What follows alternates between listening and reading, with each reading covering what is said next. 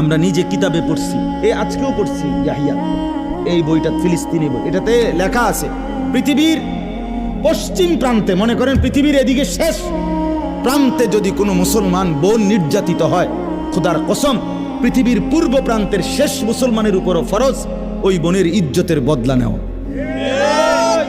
এটা মাসালা। হ্যাঁ, কথা ছিল এই, মুসলমানের যুবক হবে মা বোনের ইজ্জতের পাহারাদার। কোথায় সেই মোহাম্মদ বিন কাসেম, 17 বৎসরের যুবক, আরব থেকে, আরব জাহান থেকে আসছে ভারতে, সিন্ধু প্রদেশে দেবল রাজার এলাকায় একজন বোনকে একজন ডাকাত, জলদস্যু, একজন পানির ডাকাত জলদস্যু তৎকালীন জামানায় একজন মুসলিম বোনের গায়ের ওড়না ধরে টান দিছিল।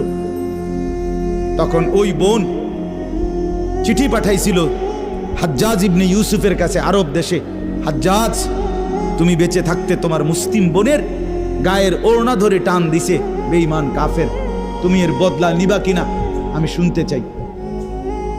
হাজ্জাজ ইবনে ইউসুফ, আমরা কিতাবে পড়ছি, এরকম চেয়ার ছেড়ে লাফ দিয়া দাঁড়াইয়া চিৎকার দিয়া বলছে, বোন আমার, গোটা আরবের সমস্ত মুসলমান যুবক প্রয়োজনে জান দিবে, আরবের সমস্ত যুবকের কলিজা যাবে, জান দেবে, শাহাদাত বরণ করবে প্রয়োজনে, তবু আমি তোমার এই বেইজ্জতির বদলা নেব।